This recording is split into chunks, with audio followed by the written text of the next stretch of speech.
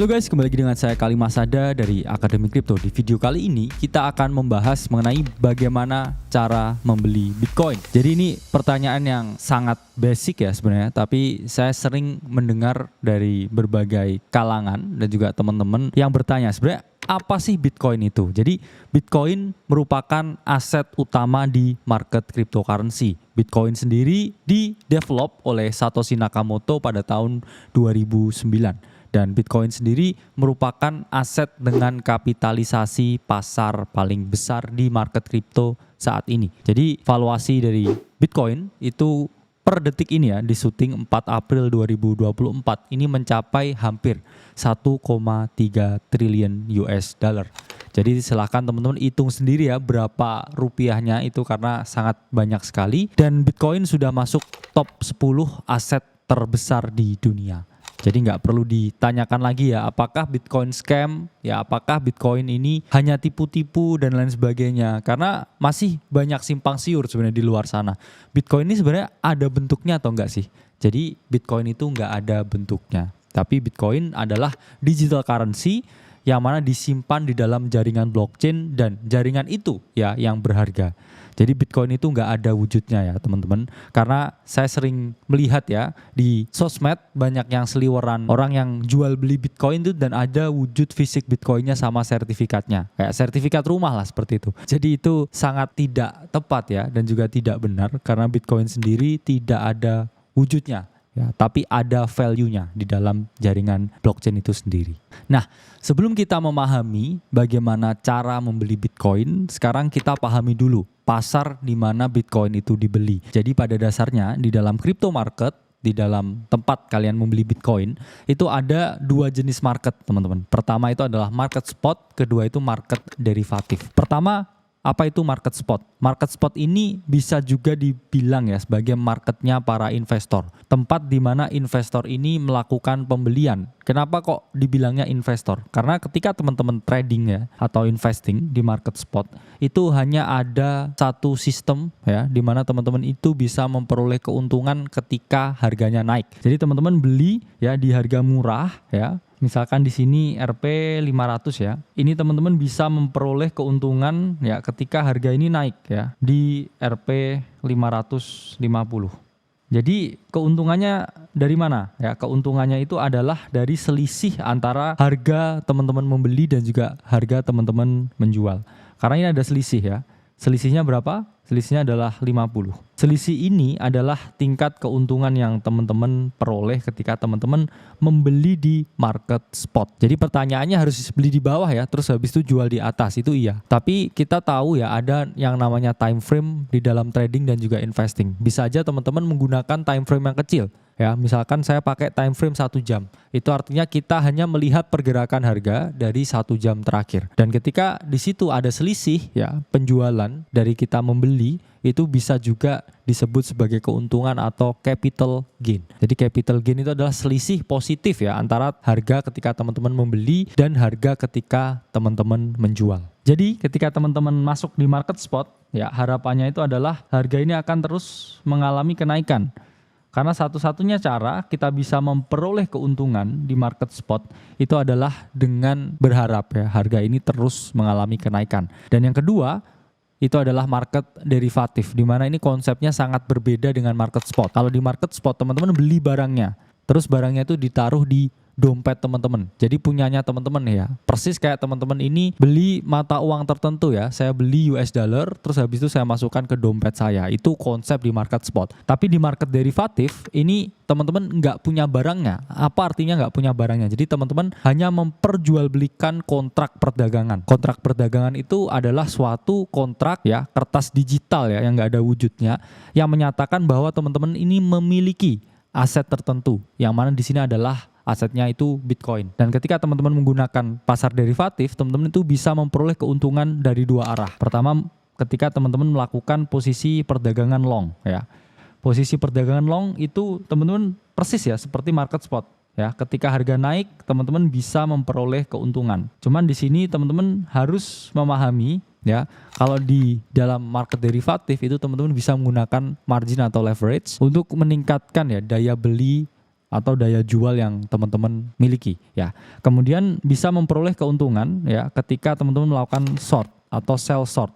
Di mana ketika harga suatu aset ini turun ya, ini teman-teman bisa memperoleh keuntungan. Market derivatif sendiri pertama kali diciptakan ya, itu untuk lindung nilai atau hedging. Di mana ketika itu market crash dan para investor membutuhkan suatu instrumen yang mana bisa melindungi nilai mereka ketika investasi ini turun. Akhirnya lahirlah pasar derivatif. Meskipun demikian ya, pasar derivatif kripto di Indonesia ini masih belum disetujui.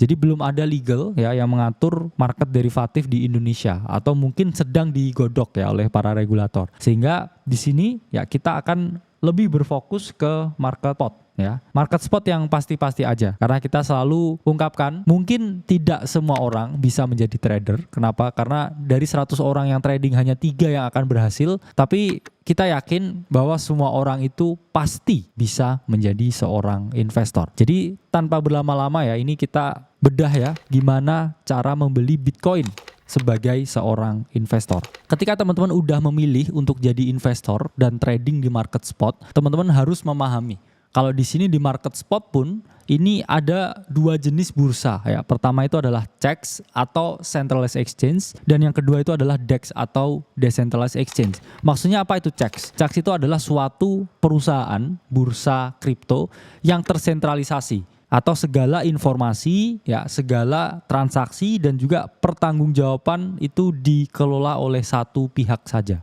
Artinya satu pihak atau satu perusahaan itu sangat berpengaruh terhadap semua aktivitas trading yang dilakukan di dalam CEX atau Centralized Exchange itu. Sementara ya ada yang namanya DEX atau Decentralized Exchange. Jadi Decentralized Exchange itu merupakan tempat bursa memperjualbelikan kripto yang mana tidak ada pihak yang tersentralnya ya. Jadi teman-teman langsung melakukan transaksi on-chain di jaringan blockchain itu sendiri. Apa itu transaksi on-chain? Yaitu adalah transaksi ketika teman-teman ini membeli Bitcoin ya tanpa adanya perantara. Jadi teman-teman langsung membeli di jaringan itu sendiri. Nah, sementara yang di CEX ini tergolong dalam off-chain transaction. Apa artinya? Artinya teman-teman menghubungi bursanya dulu ya untuk membeli Bitcoinnya. Baru setelah itu dari bursanya itu melakukan transaksi on-chain. Ya. Jadi ada layernya dulu. Itulah kenapa transaksi di CEX itu jauh lebih cepat daripada transaksi di DEX. Ketika teman-teman transaksi di DEX ya, ini pasti membutuhkan waktu yang lebih lama dan juga technical error, technical isunya ini jauh lebih besar, jauh lebih banyak. Dan teman-teman pun juga harus tahu ya cara menyimpannya itu bagaimana ya, gimana supaya walletnya ini tidak diretas ya, dan berbagai technical isu lain yang mungkin teman-teman peroleh ketika teman-teman ini menggunakan DEX atau Decentralized Exchange. Jadi saya sarankan kalau teman-teman ini pemula, ini mending menggunakan CEX aja atau Centralized Exchange. Dan Centralized Exchange itu sendiri di Indonesia ini banyak sekali ya teman-teman yang sudah terregulasi ya, sudah diatur oleh para regulator yang mana aman ya. Kalau dibilang aman di crypto market itu sebenarnya nggak ada yang 100% aman, tapi reliable katanya ya. Jadi di sini ya karena kita menggunakan contohnya untuk pemula ya, kita akan menggunakan CEX ya atau Centralized Exchange. Dan Centralized Exchange itu di Indonesia itu ada banyak sekali teman-teman ya, ada Indodax ya, ada Toko Kripto, kemudian ada Reku, ada Thrift, ada Pintu dan lain sebagainya. By the way, kita juga nggak disponsor ya oleh berbagai Centralized Exchange tersebut, tapi kita di sini ingin heads up ya, karena para owner dari exchange itu kebetulan juga banyak ya relasi dengan Akademi Kripto. Jadi teman-teman kalau mau trading ya, membeli Bitcoin itu fokusnya di market CEX aja. CEX yang ada di Indo atau Centralized Exchange yang ada di Indo. Untuk contoh ya di video ini kita akan menggunakan Indodax. Sekarang kita menggunakan platform Indodax. Di sini kita melihat laman utama Indodax, di mana ketika teman-teman ini mau trading, langkah pertama itu teman-teman harus daftar dulu ya. Ketika teman-teman daftar, berarti teman-teman menyerahkan identitas yang teman-teman miliki. Istilahnya teman-teman harus KYC atau Know Your Customer, di mana teman-teman harus menyerahkan ya data pribadi tertentu, baru ini bisa diolah dan juga diproses.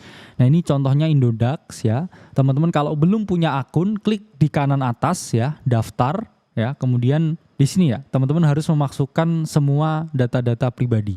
Setelah teman-teman berhasil memasukkan semua data-data pribadi, teman-teman buat kata sandi dan juga buat akun. Lalu teman-teman akan didirect ke email masing-masing untuk teman-teman bisa konfirmasi bahwa itu akun yang teman-teman buat. Setelah teman-teman berhasil memverifikasi akun yang teman-teman miliki, selanjutnya teman-teman di sini bisa melakukan KYC atau Know Your Customer, di mana teman-teman harus submit ya untuk KTP ya atau SIM atau data-data pribadi lain untuk memastikan bahwa akun ini asli ya, dimiliki oleh seorang tertentu ya, apakah warga negara Indonesia atau warga negara luar, karena ini berkaitan dengan pajak dan juga informasi-informasi sensitif yang lainnya. Nah, ketika teman-teman berhasil membuat akun Indodax, teman-teman akan dialihkan di laman utama, dan di laman utama ini adalah market yang sesungguhnya ya teman-teman, di mana ada harga yang naik dan juga ada harga yang turun. Tapi sebelum teman-teman bertransaksi, ada satu hal penting yang harus teman-teman tahu sebelum melakukan transaksi kripto, yaitu adalah wallet atau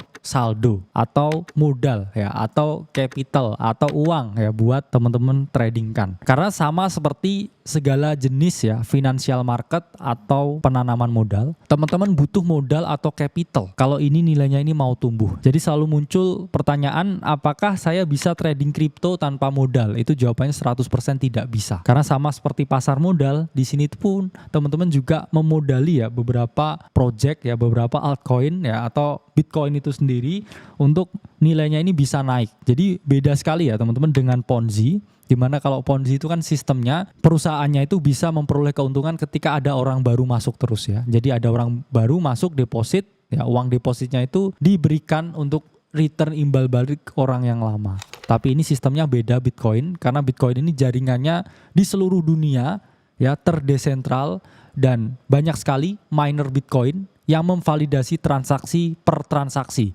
setiap saat di jaringan Bitcoin. Jadi itu yang membedakan ya Bitcoin ini dengan Ponzi, karena Bitcoin ini memiliki real use case atau kegunaan sebagai alat tukar ya di luar negeri, alat penyimpan kekayaan, dan juga sebagai utilitas ya. Karena sekarang udah ada layer 2 dari Bitcoin, di mana banyak sekali ya decentralized application yang bisa dibangun di atas jaringan Bitcoin. Jadi secara fungsi sudah mirip ya dengan berbagai altcoin lain seperti Ethereum. Yang paling penting itu adalah di bagian kiri ini ada wallet atau di sini ada dompet, teman-teman. Teman-teman bisa klik di bagian dompet. Di sini ya aset utama yang bisa teman-teman tukarkan untuk melakukan perdagangan itu di sini adalah IDR ya atau Indonesia Rupiah, dan juga USDT ya atau United States of Dollar Tether ya. USDT ini adalah stable coin yang paling umum digunakan di crypto market, yang mana sudah ya hampir lebih dari 60-70% ya pengguna USDT di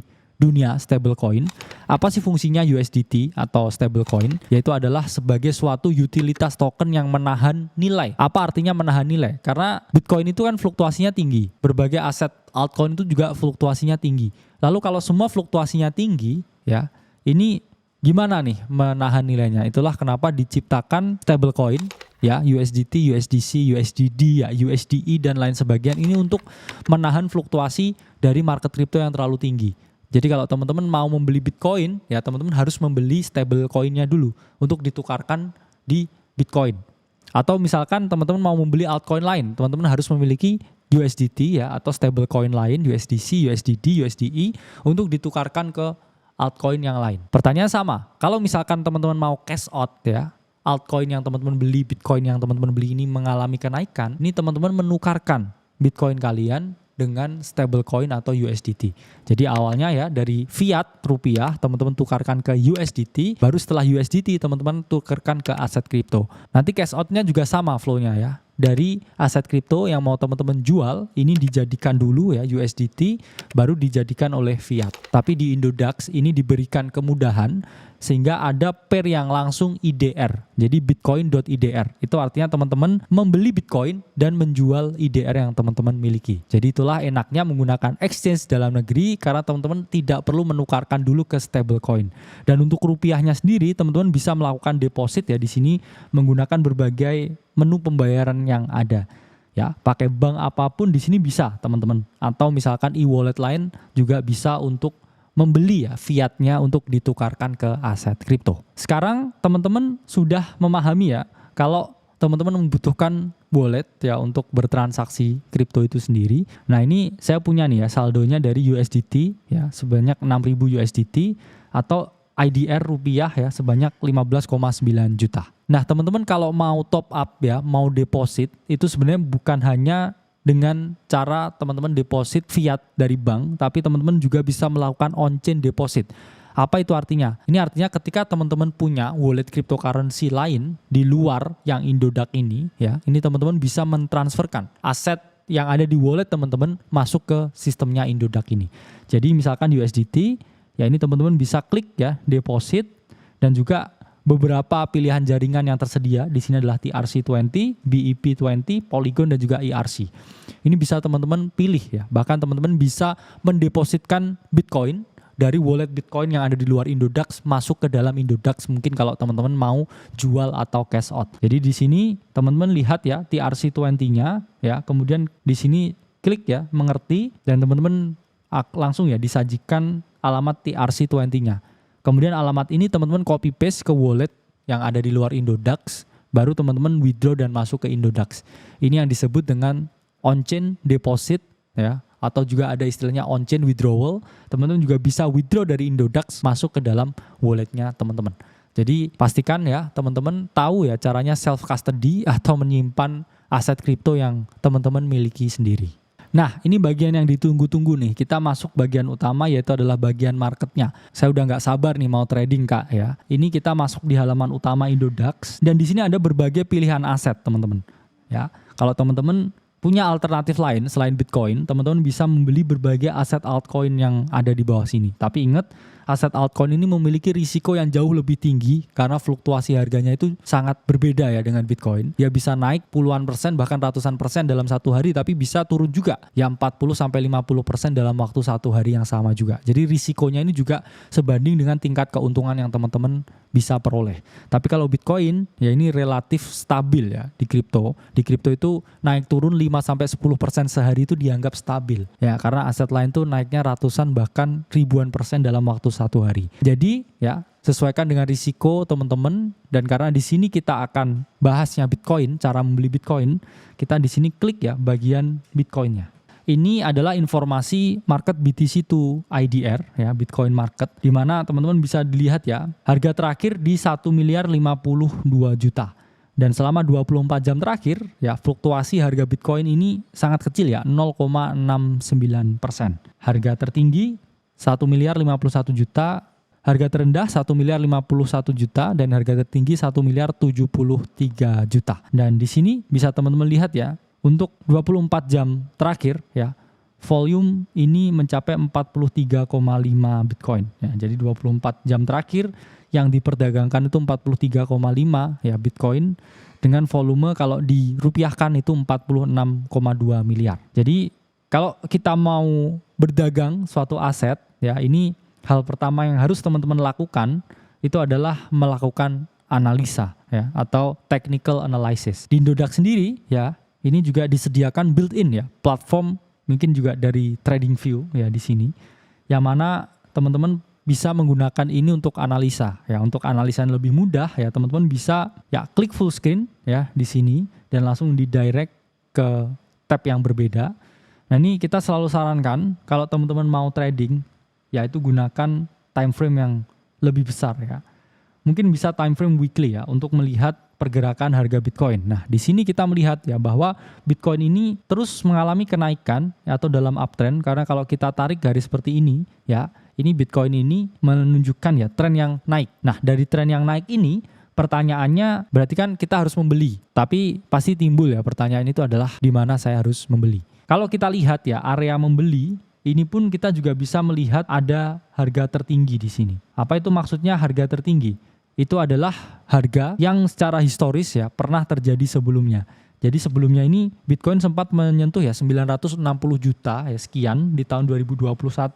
Dan sekarang titik harga ini tertembus karena uptrend yang begitu signifikan. Pertanyaannya ya, ini berarti kita harus membeli di mana ya? Membeli di mana yang ideal itu adalah di area yang penting sebelumnya. Karena ini area tertinggi sebelumnya, ini juga bisa dianggap sebagai area penting ya. Jadi mungkin ini bisa dijadikan suatu tempat untuk melakukan pembelian. Ya, berarti ada potensi Bitcoin ini turun dan retest lagi ya area 900 juta untuk kemudian ya, karena tren utamanya ini naik, berarti ada chance ya Bitcoin ini juga mengalami kenaikan. Nah, oke, jadi apa yang harus teman-teman lakukan? Ya, teman-teman harus membeli ya ketika harga ini mendekati 900 juta secara teknikal ya seperti itu. Tapi karena ini praktik ya, kita juga bahas ya praktiknya bagaimana cara membeli Bitcoin. Jadi teman-teman pun sebenarnya juga bisa melakukan borong Bitcoin ya, seperti yang dilakukan oleh Bro Timothy. Jadi apa yang dilakukan oleh borong Bitcoin? Jadi teman-teman melakukan pembelian ya di setiap area penting.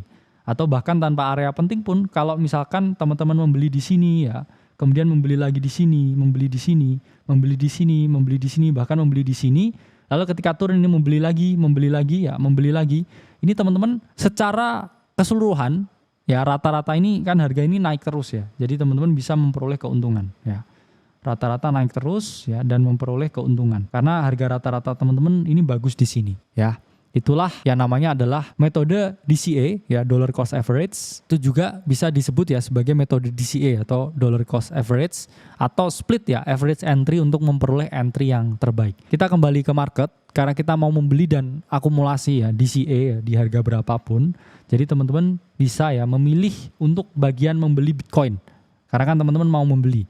Nanti kalau teman-teman mau take profit atau cash out Bitcoinnya ini di bagian kanan ya, di bagian jual Bitcoin ini. Ketika teman-teman mau membeli Bitcoin, ini ada dua jenis yang bisa teman-teman gunakan ya. Yaitu pertama adalah limit order, kedua itu adalah market atau instant order. Apa maksudnya limit order, Kak? Jadi limit order, misalkan kita menghendaki membeli Bitcoin di harga tertentu ya. Misalkan di sini saya pengen membeli Bitcoin di harga 900 juta. Nah, ini saya bisa pasang limit beli Bitcoin di 900 juta. Terus kemudian dengan total uang yang saya miliki 100 juta ini saya mau berapa banyak Bitcoin. Misalkan saya 25% dulu. Ini bisa teman-teman tarik glide-nya. Ya, kemudian teman-teman klik beli Bitcoin dan place order. Di sini teman-teman melakukan suatu proses yang namanya adalah teman-teman bidding ya.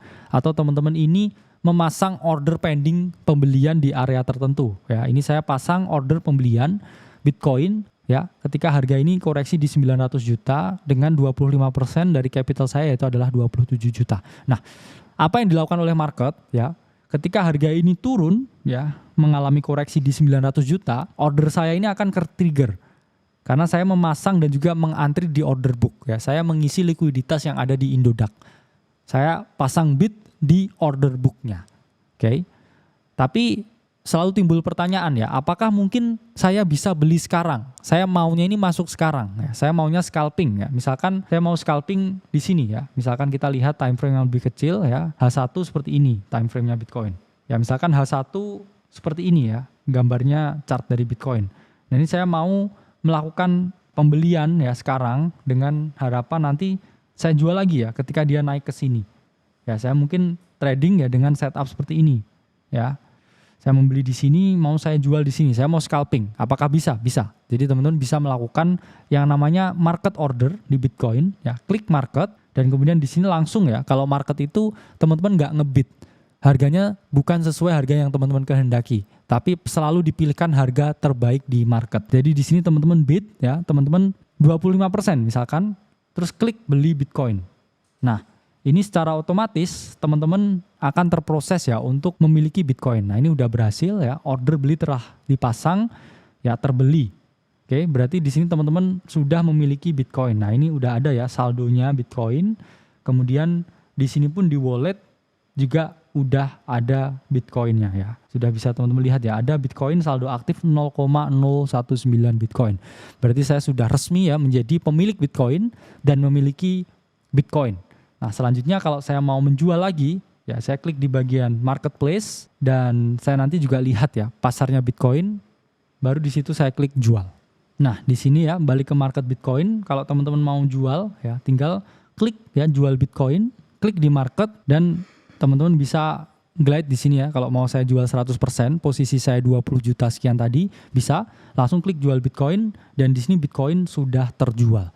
Artinya teman-teman berhasil melakukan transaksi Bitcoin, entah itu untuk investasi jangka panjang ya dengan limit order dan melakukan DCA secara perlahan, atau di sini teman-teman mau scalpingan ya, mau membeli Bitcoin sekarang untuk dijual 1 jam lagi itu juga bisa. Ya. Ketika marketnya naik, teman-teman akan memperoleh keuntungan dari capital gain atau selisih harga beli dan juga harga jual. Nah, itu merupakan tutorial singkat mengenai gimana cara membeli Bitcoin, di mana di sini kita menggunakan platform Indodax ya, salah satu centralized exchange di Indonesia, dan ini pun bisa applicable untuk semua teman-teman ya, pemula ataupun yang udah intermediate ya, atau yang pro juga mungkin ada beberapa insight ya yang didapatkan di sini. Bisa teman-teman terapkan dan juga teman-teman gunakan di centralized exchange manapun ketika teman-teman mau bertransaksi atau membeli Bitcoin.